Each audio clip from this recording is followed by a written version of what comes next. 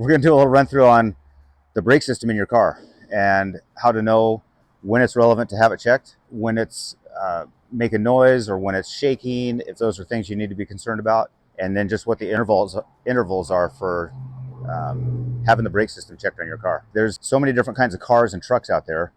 Daily driver cars, you just commute back and forth to work. There's cars that you're using for your business. They might travel up and down Timberline Road every day. Those brakes are getting exposed to all kinds of road salts and chemicals in the wintertime. Rain, age, heat, rust, extreme temperatures, both directions, extremely hot, extremely cold.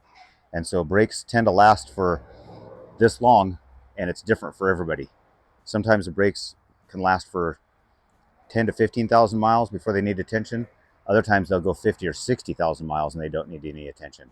So this truck that we're going to test drive here in just a minute is an old truck. It's got over 300,000 miles on it. It's a customer that we know and have known for years, but the car doesn't just only come to our shop. Sometimes it's at other shops, I'm sure. And so let's go take this one for a drive here in a few minutes, and I'll show you what we found.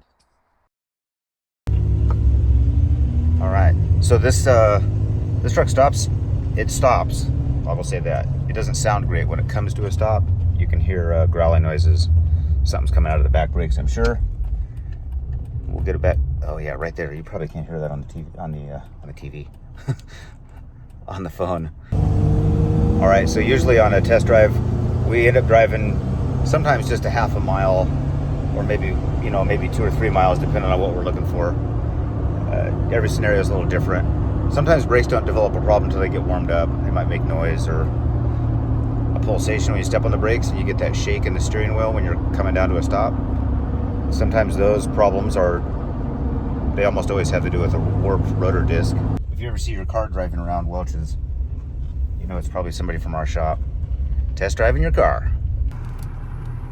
Look at this truck, 300,000 miles, still has nice cold AC. Try to find that on that Ford Explorer in 10 years. There's no way.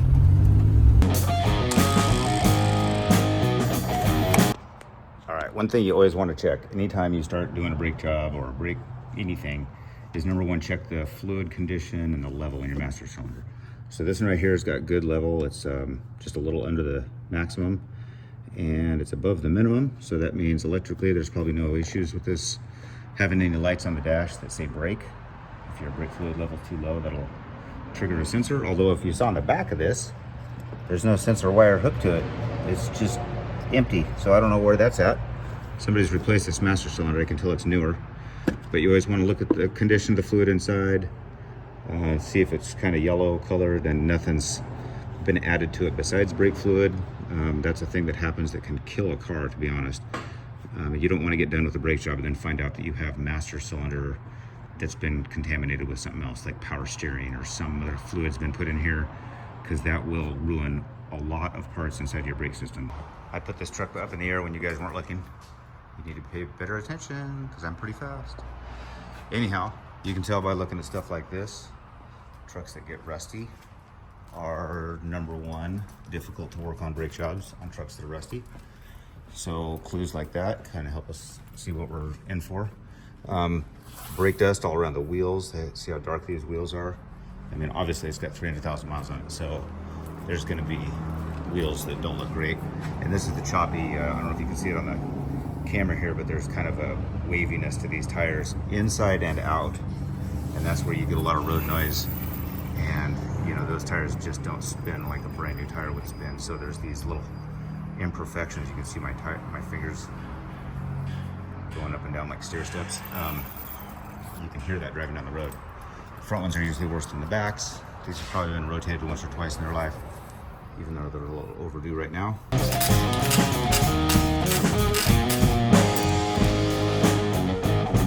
Don't hit your head on that thing right there.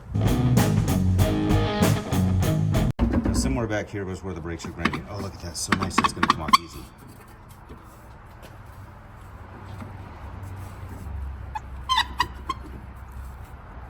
Almost impossible to do one-handed, but not quite. Let's see what's going on here. These are all warm. The front ones are nice and warm. The back ones are nice and warm. There's your drums. Look kind of typical so far.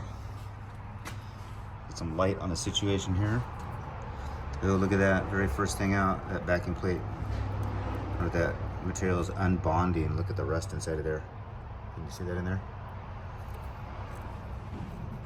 That's horrible. That's a bad problem to have. So sometimes these Toyota brakes last so long that they don't wear out. You can see there's still a lot of life left on them.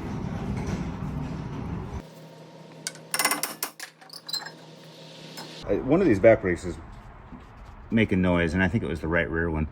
Look at how nice these look. These almost look newer compared to the other side. Can you see that? Yeah, these brakes, the wheel cylinders, I can't tell the age of those yet. But for some reason, that growling noise is coming from here. It's probably this thing shattering. I'm just gonna break that off. Look at that. You should not be able to pull this off with your fingers.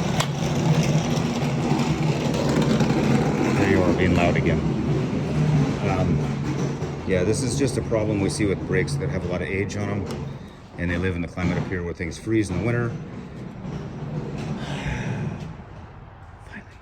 And then they get hot the next day, they get frozen the next day, they get wet, they get moisture in them, and now they're ruined. So this is gonna need a rear brake job.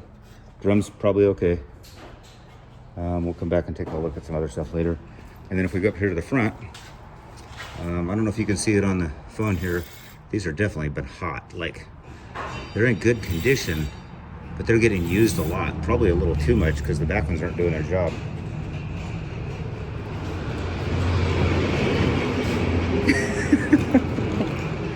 And the brake pads are super skinny. And grinding. There's the problem with the front ones. Jesus, Cameron, please just look at that oil leak. Okay, so there's the grinding noise. Actually, is the right front inner pad. There's none left. So no brake pad left on the inside. Outside pad is down to the last 5 or 10%. This has been getting super hot, although the rotor looks possibly like it's somewhat healthy. It really needs to be resurfaced. And then on the driver's side, same deal. We're down to the last few percents of life on the front. Outside and the inside pad I can see is very skinny, maybe also 5 or 10%. So yeah, it's gonna need front brakes. It's gonna need rear brakes. It's got an oil leak that's concerning for sure. Doesn't mean it has to be fixed today because it's been doing this for a long time. But other stuff might be all right. U-joints look fine, shocks look horrible. All right, well, that's what we see. So this is where we're at in this part of the brake inspection. Not gonna be a quick fix. It's gonna take, the day to do it, and probably a little more money than the customer's planning on. So past this, we'll go in and measure the rotor's thickness. We'll measure drum diameters. We'll take a closer look at the wheel cylinders. We don't do wheel cylinders on every brake job, but almost every brake job. It's almost every time you try to shortchange doing a wheel cylinder, it comes back to haunt you either within 2 days or within a year. You're back into it again, fixing a leak that you should have fixed right the first time. This truck still might have the original shock absorbers on it. I'm not positive of that, but those look like maybe original hardware.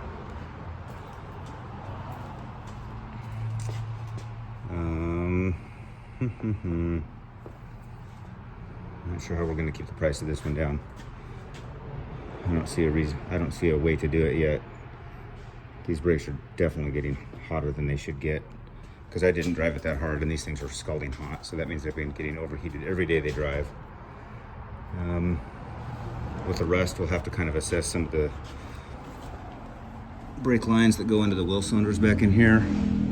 Although they look in good shape, we can probably save those. The lines look good. Our rust here in the states of in the Northwest are pretty favorable to rust. You usually don't see trucks getting killed by the road salt like you do in the eastern states. But it is a huge concern, and I've seen a lot of trucks in Oregon get ruined from the stuff they're spraying on the roads nowadays here on Highway 26. So yeah, these are Those are original shocks. And they feel like original shocks because this truck rides horribly. All right. So anyhow, thank you very much for watching our videos. We really appreciate that. You can like and subscribe to our channel. You can tell a friend about it. We like all the feedback. So and also, if you have any questions, you can ask them right on the lines below, just on the comment thing. And if you ask a question, I will answer it.